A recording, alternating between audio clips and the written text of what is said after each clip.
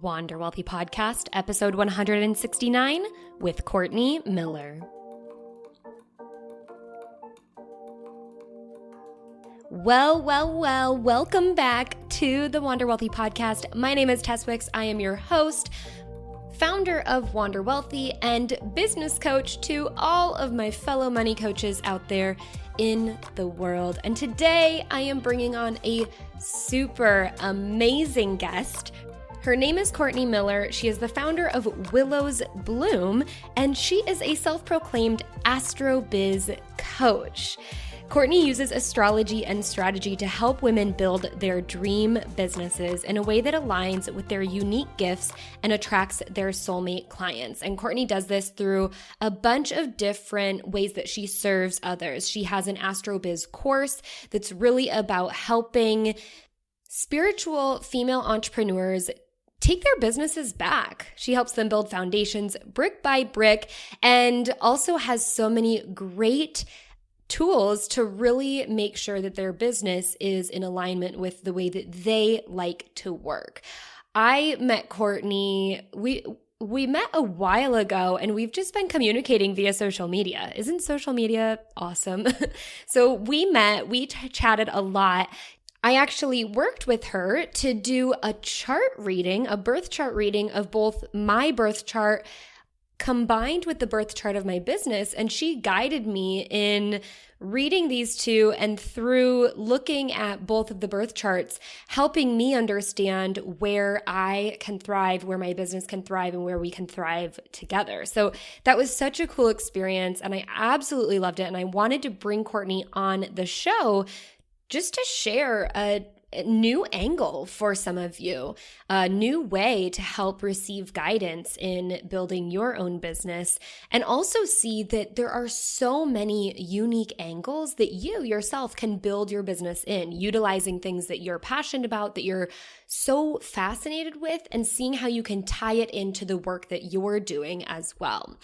So I brought Courtney on to talk a little bit more with us about astrology, help us see astrology for more than what I think a lot of us have seen it as, which is just like your star sign, or I don't even know. I always botch it. Whatever your sign is. And she is such a wealth of knowledge in all astrology, and she shares so many unique aspects that I just think is so cool to hear from someone who understands that, you know, some of this stuff might be a little bit hard for newcomers to grasp. And so she really steps us through it to help us understand the power of astrology and really knowing thyself and knowing thy business. So let's jump into it. We covered so many topics in this episode, and I know you're going to love it. So let's go into episode number 169 with Courtney Miller. Courtney, welcome to the Wander Wealthy Podcast. I am jazzed to have you on the show. We've had a lot of fun.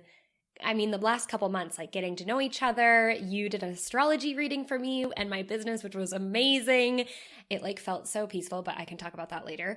And you had me on your podcast. So I'm excited to be returning the favor and talking about astrology. So welcome, first and foremost. Thank you so much for having me. It's such an honor. Yay. Well, I gave your kind of professional bio, but I would love for you to share your story about how you got to this point where you're at today and what you do offer today.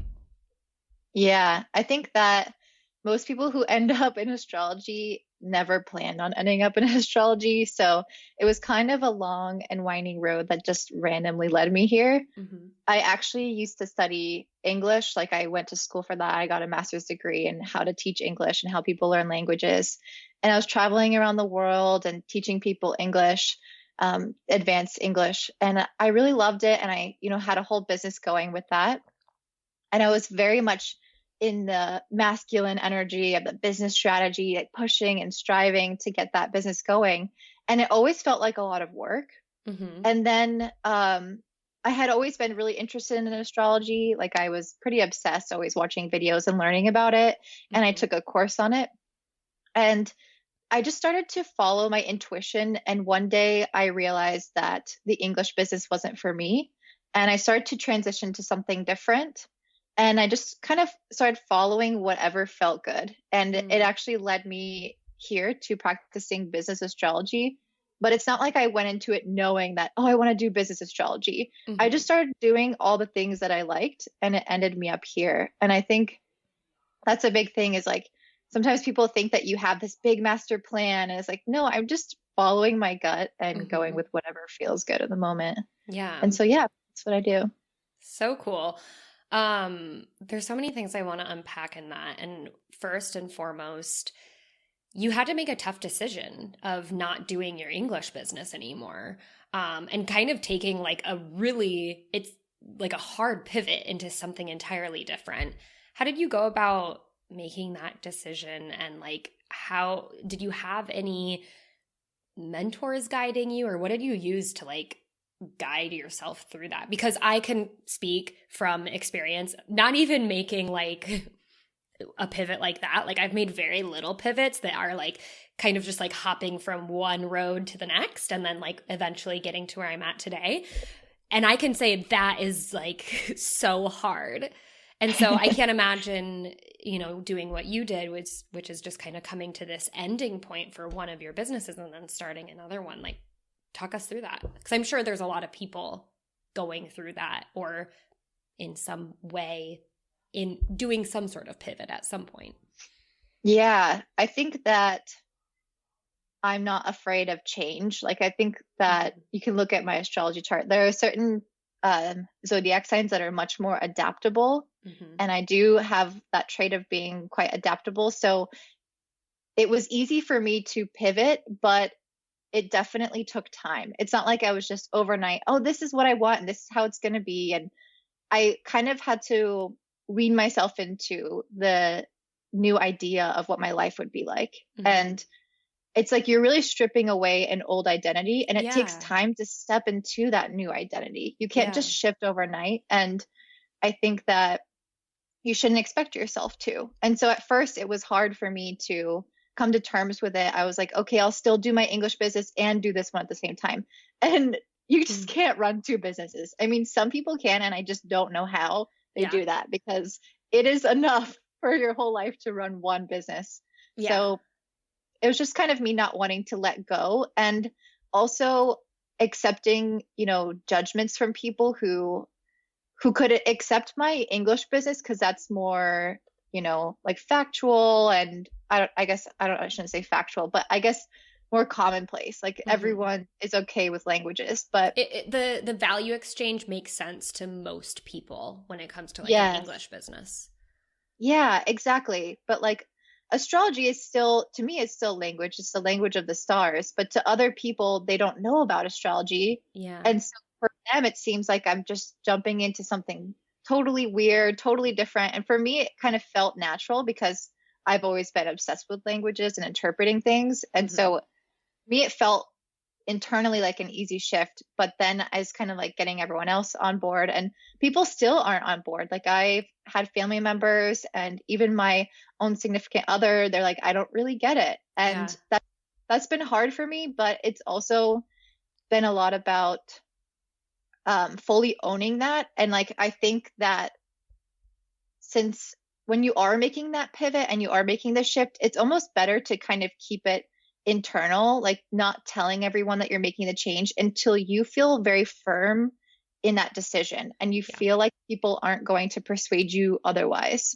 Because sometimes when you're following your intuition and your gut, other people around you, it won't make sense to them. And you need to not have to explain that because you might be wavering still. Like that might actually influence your decision. So that's the biggest recommendation, is to take the time, not expect yourself to make the pivot overnight, and then maybe share it with people when you actually feel like it's been decided and you're not going to go back. Yeah. That brought up two big things that came up in two of my strategy calls, which are like my intake calls that I have for my Wealthy Coach Blueprint. And in one of the calls, the person was sharing that her husband didn't quite understand the value of being a money coach.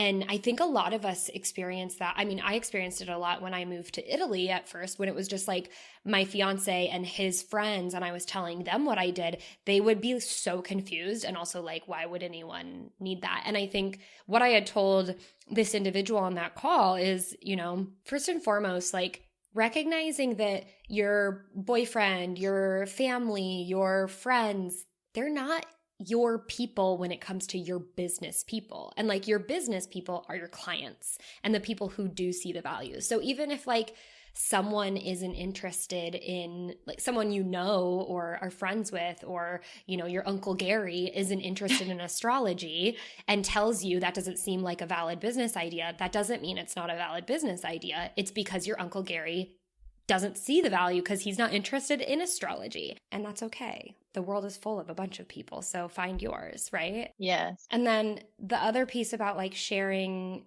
your goals, I think is so important to know who to share your goals to. You have to find your support system. And so it's okay to share your vision or share your goals with people who can be vision expanders for you, like a coach or like, you know, other people who are fellow money coaches, fellow astrology coaches, or like working in that field where they're like, yes, I get it. And I actually have proof. I've been there. I've done that. And I know that you can do that too. And not, you know, go to your Uncle Gary and be like, what do you think about my business idea? Yeah. I had one friend who was really that lifeline for me that got me through that phase where everyone was kind of doubting it and I wasn't even sure. And she just let me know that, yeah, you can do it, because she really believed in the vision and in me. And she was also spiritual. And so she was the right person to turn to lift me up till I believed in myself enough that I could handle the hate or handle the doubt or criticism without kind of folding into it or folding over. And so I think it is important to have a support system that you really trust. And if you don't have anyone, then hire a coach or do your best to just keep it to yourself for the time being. Yeah. Like seek out the tribe that is going to support you or the people who are going to support you. And don't just like tell the people who are going to be like, that's not a thing, because everyone lives in their own bubble of what's possible. And so if they've never expanded beyond that, they're going to be really weirded out by you suggesting any type of business idea, you know, in a lot of ways. Yeah, I love that. And I think a lot of people have dealt with, you know, those types of beliefs or experiences, personal experiences. So I think it's really important that we talked about that. Before we dive in further, because I do want to like, you know, understand more about your story, but I think in order to do that, we need to understand astrology. And so there might be some like super spiritual individuals listening today who are like, yep, I'm like super woke in astrology. I get it all. Like I go back past my signs and I know, you know, everything beyond that. I'm not even going to pretend like I know more other than what you've shared with me. And then there's going to be people who are like, wait, are you talking about like the fact that I was born between the months or the dates of like mid-April and mid-May, and I don't even know what sign that is, which makes it sound like I don't think astrology is awesome, but I think astrology is so awesome, and the work that you did with me was awesome. But you're the expert, so first and foremost, I guess, what is astrology beyond like your star signs, essentially? And why is this work so powerful? And how do you utilize, so there's a 3-part question, I apologize. And then how do you utilize all of astrology? Like I feel like there are so many layers to it beyond what I ever even knew. How do you utilize that to help business owners run their business? Yeah. Oh, okay. So first of all, everyone knows their sun sign. So everyone knows where the sun was in the sky when they were born. The sun sign. Yeah. So like you're a Taurus, I'm a Gemini. So that basically just means that the sun was in the constellation of Taurus when you were born. Okay, cool. So what we do when you're born is we just take a screenshot or a picture of the sky, and we look at where all the constellations are placed. And the different planets in the constellations. Mm-hmm. So if you think about the constellations like different neighborhoods, like Gemini would be a neighborhood and Taurus would be a neighborhood, and they're always near each other. And then Sagittarius is a neighborhood that's further away. And what we do is we actually look at where all the planets are placed in the neighborhoods. So some people have a bunch of planets all in one area or in a couple of neighborhoods. And then for me, I have my planets dispersed through all the 12 neighborhoods. So when people say like I'm a Gemini, what they're really only looking at is the fact that one planet, the sun, is in Gemini. And that's because the sun is actually the most essential part of the birth chart. So that's the most important planet. It represents your soul or your ego. But the other planets represent different aspects of your life as well. So, for example, your moon represents your internal world. So which constellation was the moon placed in the sky when you were born? For me, that was in Capricorn. So we actually have all 12 zodiac signs, but we have different like emphasis or amounts of the zodiac signs. And they appear in different areas of our life, because actually what astrologers do is they take that sky and they divide it up into little pieces of pie that they call houses. And each house corresponds to an area of your life. So you not only have constellations, but you have houses and planets. So that's why it gets like kind of complicated when you look at a whole birth chart. You're like, what is going on? Because there's a lot of information, but we're really just looking at where the planets are when you're born and what those planets mean. And we combine that with the meaning of the house to know what area of life it affects for you. And then we combine that with the zodiac sign to see kind of like the style of energy or the way it's expressed.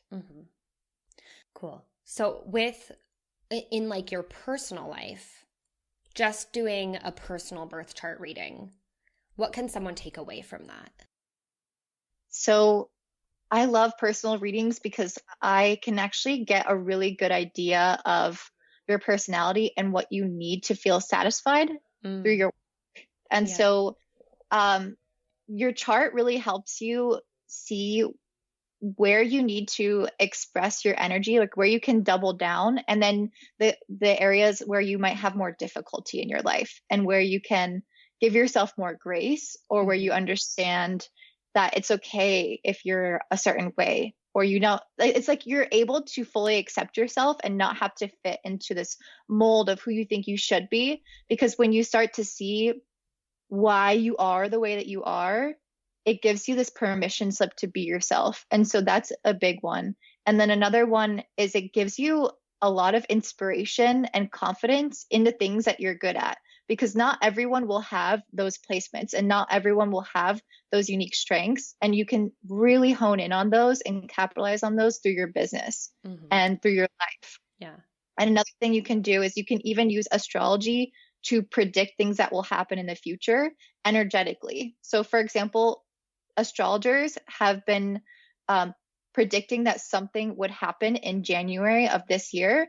And it's a really big event. They've been talking about it for the last like 10 years because there was a rare planetary alignment that only happens every 35 years that happened in January. And that's actually the start of the COVID virus. Whoa.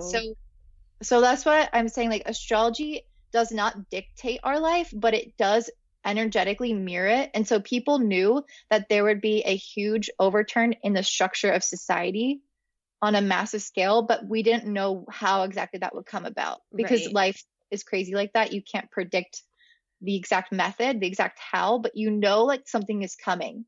And so when I launched my course, I knew that Venus, which is the planet of love and beauty and money, was moving into the sign of Gemini, and that would give me good luck. So actually on the day that I opened my program, is when Venus moved into Gemini. And that day is when I got a big boost of luck and someone signed up for the program.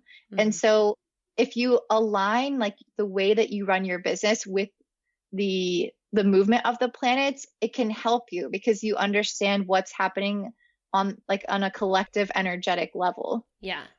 I think one of the things that a lot of people talk about at least like I've experienced, and maybe that's just because these are the types of people I surround myself with, but a lot of people will be like, oh, never do a launch or do anything with like lots of technology when Mercury is in retrograde. And I think that's one example that we use astrology because of the energy. Can you talk about that and kind of explain for people who've heard about it a lot, but are like, I don't know what it means, but I just know like I shouldn't do anything.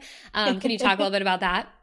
Yeah, for sure. That's a really common one. Everyone dreads Mercury in retrograde. So basically, retrograde just means the planet moves backwards in the sky. Technically, it doesn't, but it just visually looks like it from Earth's perspective. Mm-hmm. So basically, when a planet moves backwards, all of the energy that that planet typically represents kind of goes haywire or doesn't go as smoothly or according to plan as usual. So it's like our time to review things that are associated with that planet. So instead of moving forward and making progress, it's our time to step back and review and analyze, because we can't always just keep going forward. We have to have both energies to assess life and not make so many mistakes. So Mercury represents technology, communication. Actually, Uranus represents technology, but it represents more like communication and transportation and connection and thought. And so basically during that time, we will see a lot of tech errors because we're using our technology to communicate. And it's actually happens a lot. But some people are born during Mercury retrograde. And that means that this energy goes really well with their personality and they actually thrive during that time. So they have just more of like a review mindset, whereas some people are, like just can't think as clearly or speak as well during Mercury retrograde because it rules communication. So it's like a time to turn inward rather than to keep making progress. And so having a launch during that time is not the most ideal. But since Mercury retrograde happens a lot during the year, it's kind of difficult to plan around that. So there are certain things that I would say plan around that, but that's really not one of them because it happens so much. Yeah. Just be aware that things might happen and then know how to roll with the punches. Yeah, exactly. Yeah. And what I loved about our meeting when you read my birth chart, especially like, I think this was from my personal birth chart, which was just like really insightful, is I have a friend who business comes really easy to her and relationships have always been like the sticking point. And then we were talking about this one time because she's like, yeah, for you, business is a little more of your sticking point and relationships come really easy. And then when you read my birth chart, it was like I had no planets in my relationship house. I think it was the second house? Seventh. Okay. But you were telling me like no planets, no problems. And I was like, that's really funny because I don't like, for me, especially like romantic relationships have always just been something that I felt really in flow with. Whereas business, like I've shared my story now a couple of times and, business has not been like, I feel like I've just figured it out and I've constantly been kind of tweaking and working with it and figuring out how to do it. And the reading of my birth chart really brought that to light and made me almost feel validated that it's like, oh, that's okay. Like, it's not my fault that I was born, in this snapshot, but it is my responsibility to now know that stuff and know how to work with it. Now let's pile on the business aspect, because when you do readings, you do both birth chart, just plain and simple, but then you also do the business and the personal birth chart. What does reading the business's birth chart tell us? Your business birth chart can indicate what your business was meant to do. So when an event happens, it's kind of like it was born, right? Like the idea was born. And so you can take a picture of the sky and have a whole birth chart for the business as well. And what you can see from that is the calling or the purpose of your business. And this really helps people because it helps you hone in on who you are meant to serve or how you are meant to serve them.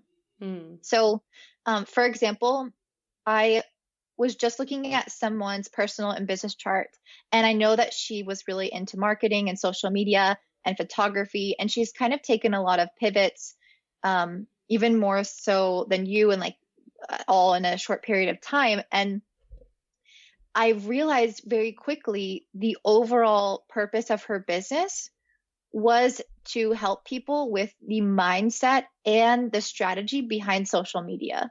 Mm-hmm. And so it became clear because I saw in her chart that she had a lot of skills in regards to working with people and their subconscious mind and helping them from a very intuitive perspective, because some people have a lot of this like strong energy in their ability to assess people's emotions and what they need most at the time. Mm-hmm. And then I could see it in her business chart that is actually what it needed as well. And so I could put them together and have a very clear focus for her that if she wants to do photography, it should still be a part of this grander message of helping people with their social media strategy, but that the mindset was a really key piece that she was maybe not focusing on as much, and that actually should be her main focus. Mm-hmm. And so we can really hone in on what makes your brand unique, like your USP, because I think this is one of the hardest things to really nail down, like what am I offering that is different, and what's my angle, what's my way to show up and actually get noticed by people and not just be, another social media strategist. Mm-hmm. And so astrology can help you determine that, and it can even help you determine your offerings, like if it's meant to work one-on-one with people, or if your business has a lot of desire to have group work and lots of things along that line, like what your financial security will typically come from in your business. And so it basically just kind of gives you this energetic map. And then we have to, I help you interpret it based off of your personal chart to see how it all fits together with your strengths. And then ultimately in my course now, I help you bring that to life, because it's just an energetic blueprint. Right. And then we actually have to take the steps to go and implement that. And that's why I started the business astrology course that I have now. Yeah. And I think for people who are like, whoop-de-doo, it's an energetic blueprint, I just have to say, and I've always been like a very like tangible kind of skeptic person to a lot of the like mindset concepts or, aligning with your energy. And obviously I'm not anymore, because I've gone down the road of becoming, much more educated as well as certified behind a lot of these mindset techniques. And one big thing that we learn, and I think should be common sense to everyone, but we kind of forget about it, is that like everything in life is energy. Like even listening to this podcast episode is really just energy being transmitted through your phone, which is just energy being transmitted into a physical object, and the way that it makes it work is energy. And even, I had someone recently on the podcast who came on and we talked about, her name is Vianney Lee, and we talked about aligning your business with your personal internal like energy, which is your flow, your menstrual cycle.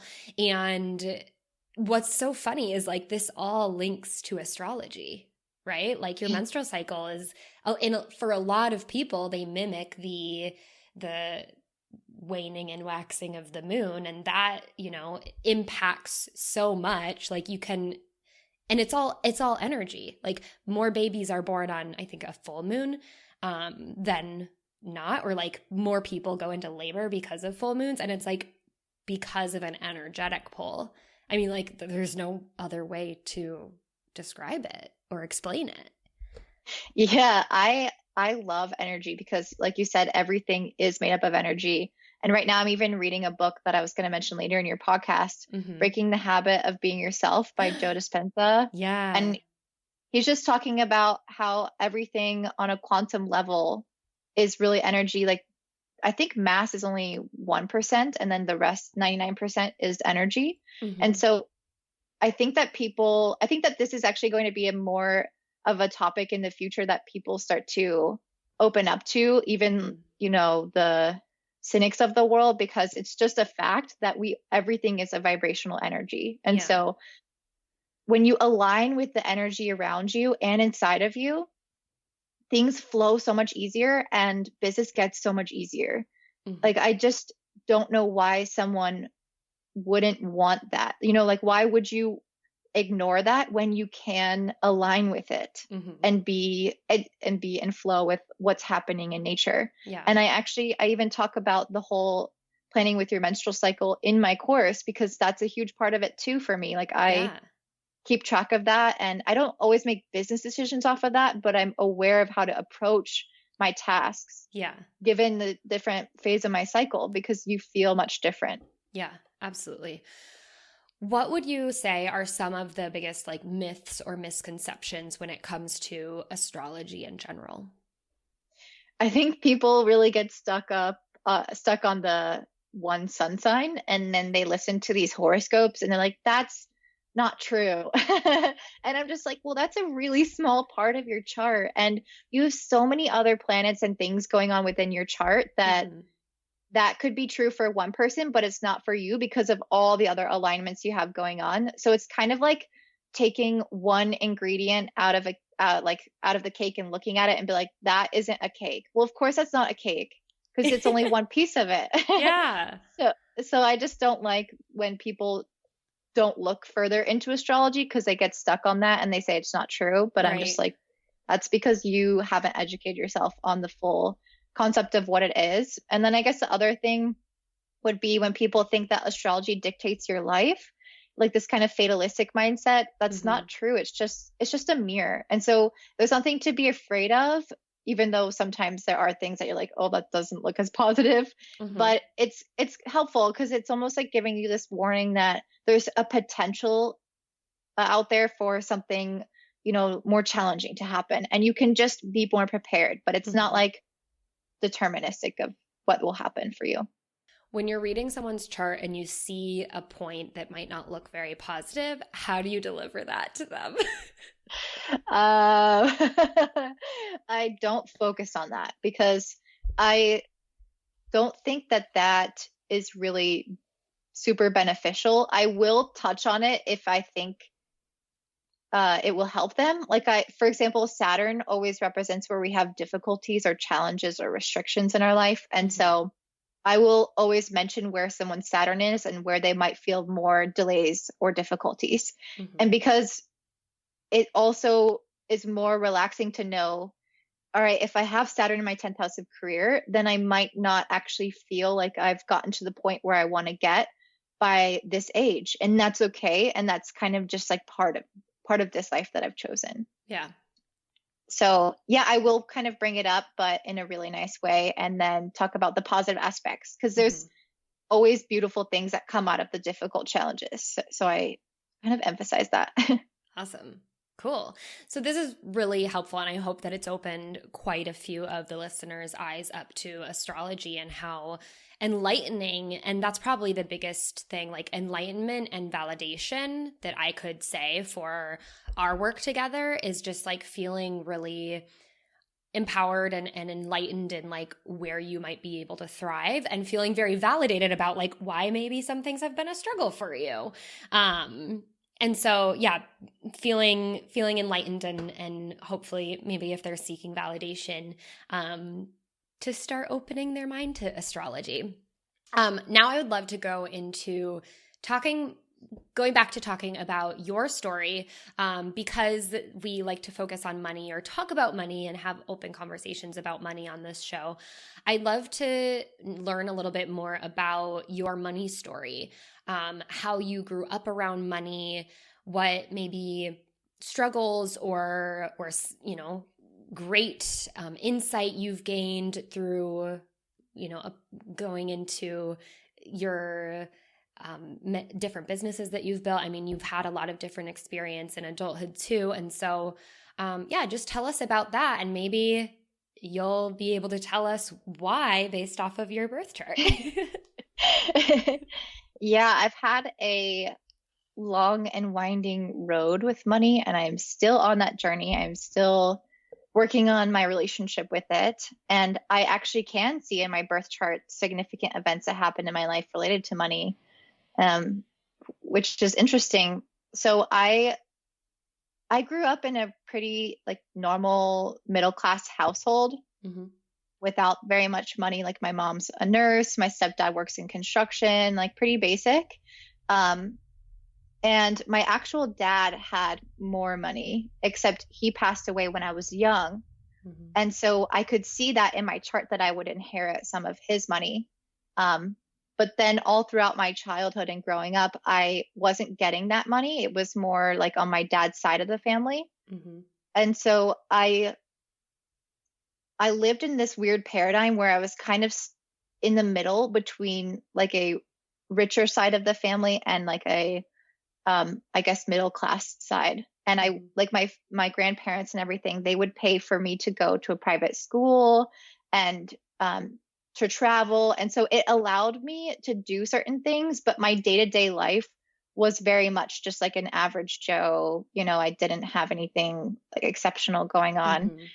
And so it was a very weird, it developed a weird relationship with money, I think, Sure. for me. Yeah. And I think I've been kind of unpacking that over the years and coming to terms with how I see money and how that's kind of tied up with self-worth and all of that, because I think that growing up with a lot of rich people around you, like growing up in these private schools where everyone was definitely wealthier than me, Mm-hmm. I kind of felt like I wasn't as good as them. And that's obviously because of the money, not because of just me.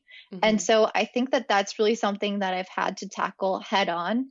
And I've even noticed that I've brought this into my business, especially more so with my English business. And I've been able to kind of let this go, I think. And I'm sure there's still some residue there, but I had a really big breakthrough over the summer when I realized I really wanted everything in my business to work so much, but it was more so out of the desire to prove myself and to prove my worthiness. Yeah. And that was linked up with success and with money and all of this. And I realized how unhealthy that was and how it kind of all linked back to, you know, growing up with all these other people who are wealthy and with this side of my family that was wealthy. And I felt like I needed to prove myself to them. Like I wasn't ever quite good enough.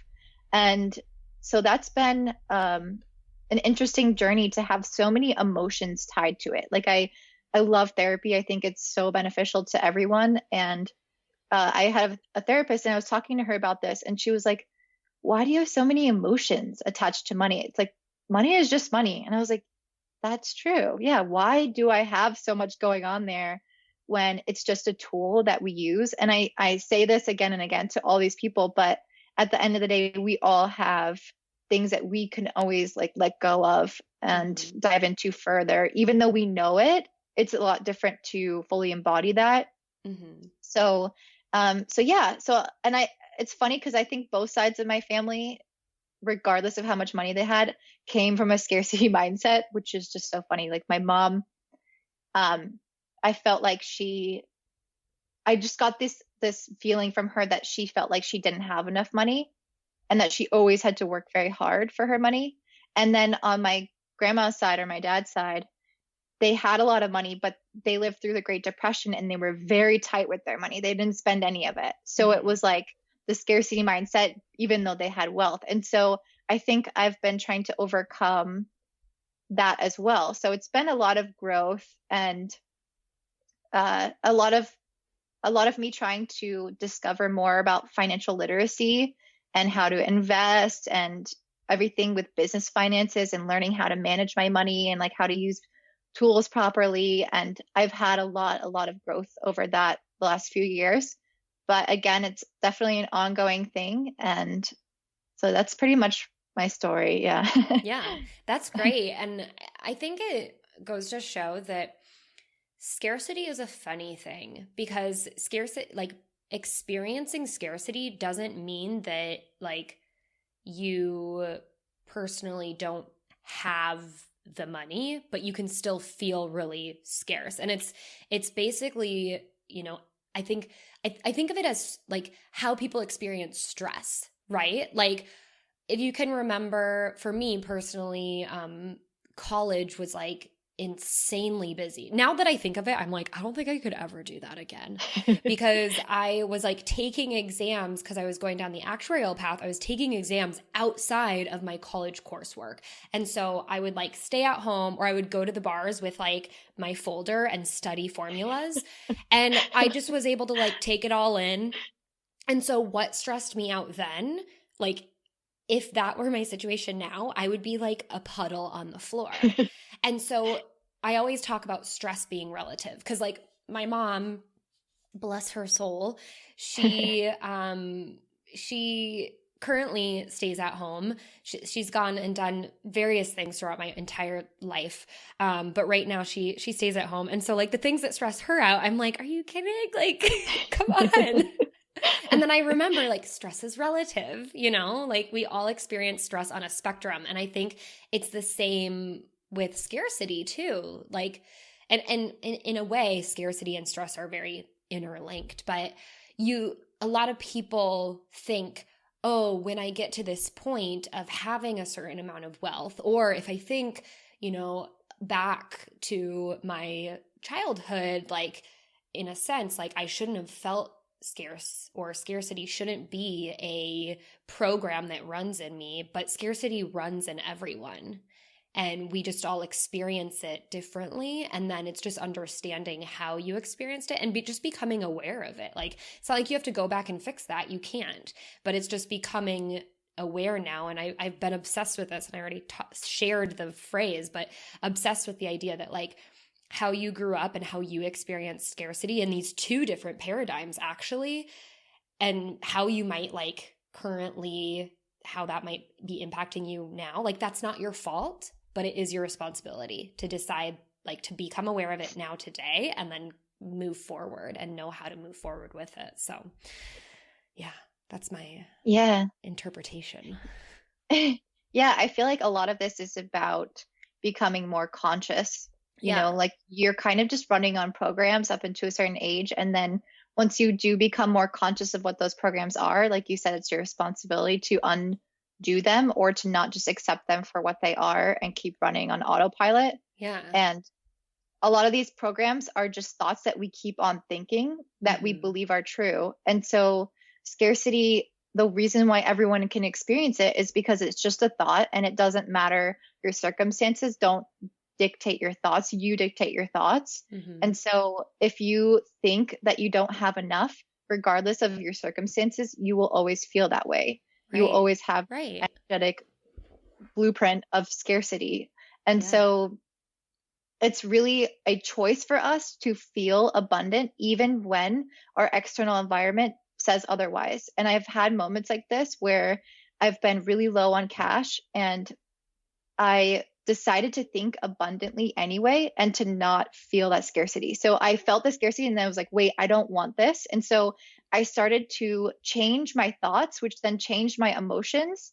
And then eventually that would change my external environment to actually represent what was happening internally for me. And that was more abundance. And so I just encourage you, even if you have debt, even if you aren't exactly where you want to be right now, you can change how you view your situation and live a completely different life from the inside out.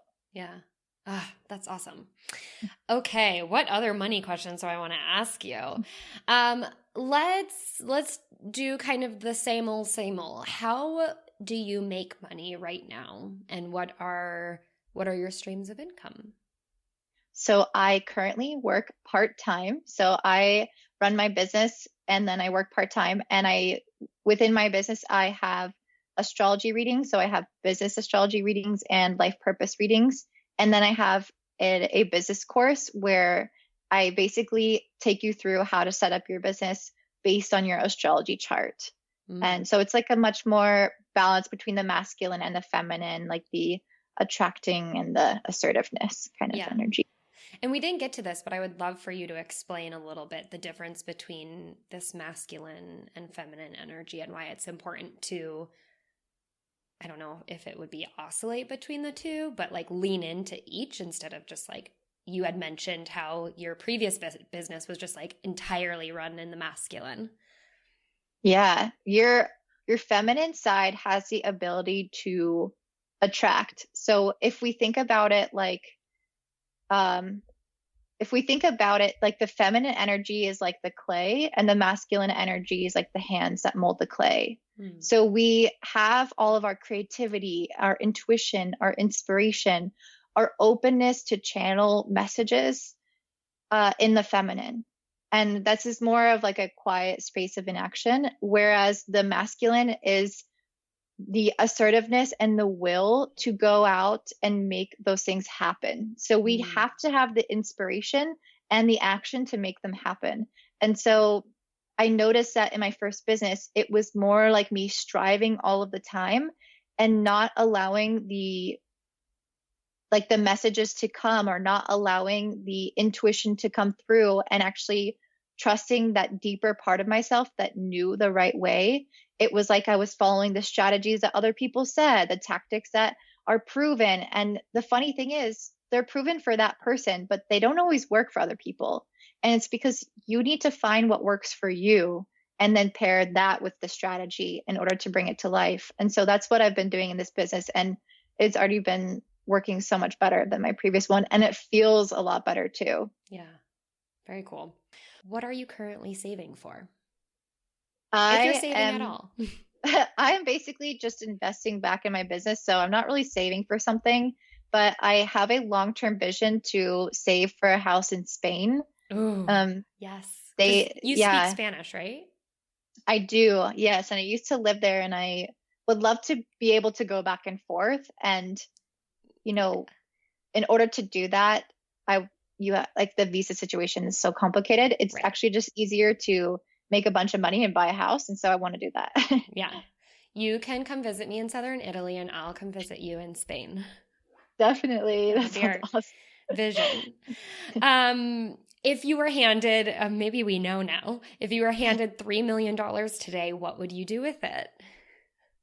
So I would definitely invest, because if you don't, then I think that's just silly.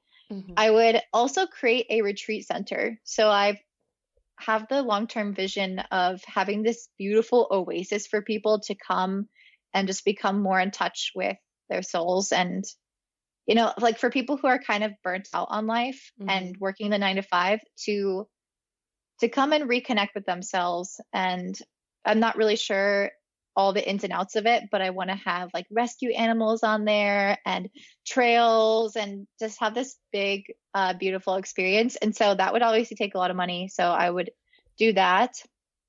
And I would definitely donate, because that's important, and help my family members with anything that they need help with. Sounds amazing. All right, we're going to go into the quick and dirty Q&A round. These are just a couple fast-paced questions to wrap up the show. And the first one is my favorite one, because I want to know the weird quirkiness of your brain. So one random thing that has nothing to do with your business or astrology, because that has to do with your business. One random thing you just can't stop thinking about lately. I've been really obsessed with Procreate. So it's an app on the iPad that allows you to draw. And I have always wanted to be able to draw, but I can't. Okay. And so I started watching all of these videos, and they're very satisfying. Like, look it up on YouTube, Procreate drawing videos. And then I was like, that they make it look easy. So I'm going to try to get an iPad and do it. And so I got one, and I'm very, very obsessed. It's awesome. Is it easy? It's so much easier. I mean, I'm tracing images from people or from the internet, so it doesn't require as much skill. But yeah, it's so much easier because you can just undo. Yeah, true. Very cool.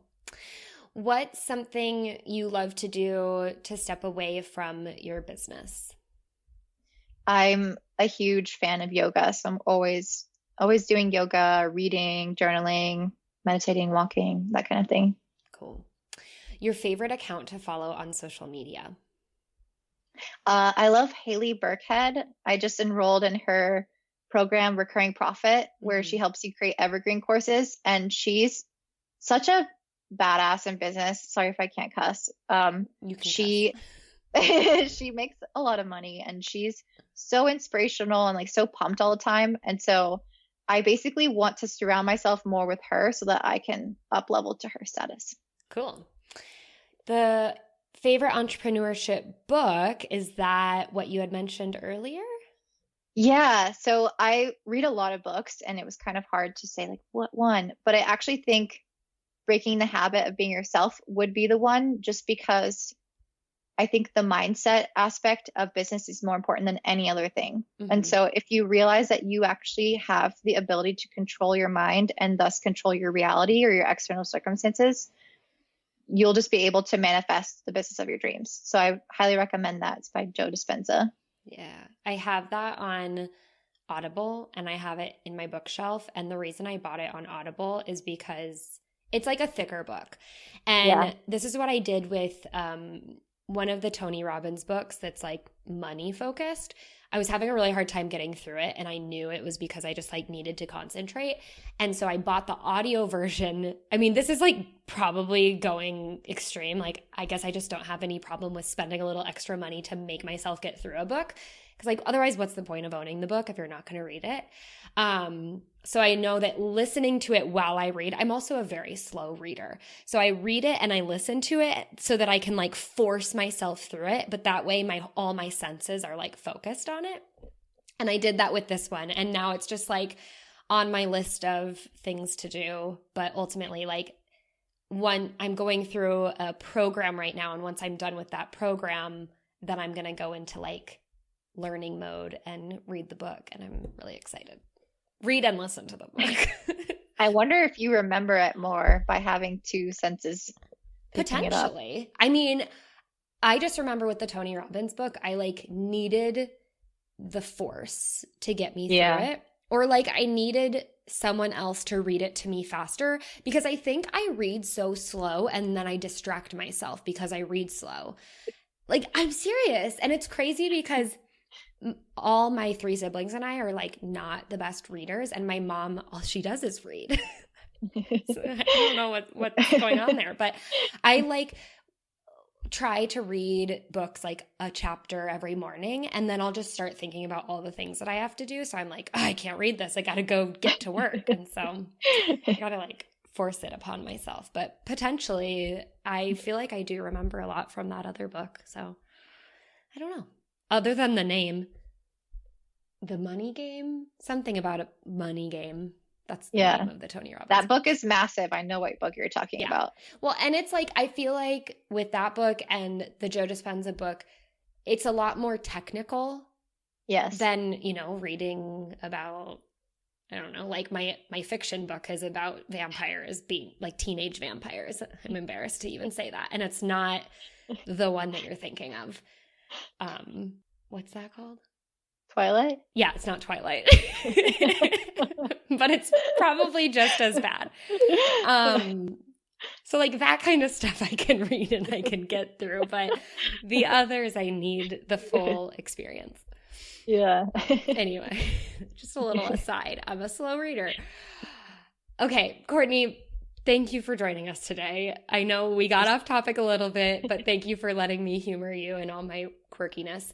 I'd love for you to tell us where we can find you and how we can follow along with what you're doing, because I think that what you're doing is amazing and it's unique, and it's definitely like for the spiritually aligned, it's going to like give them something to chew on and get excited about, because you're meshing the business and the spiritual. And for those who are a little like skeptical, hopefully it's kind of immerse them into this world of what astrology can really do for them. So tell us how we can stalk you and keep in touch.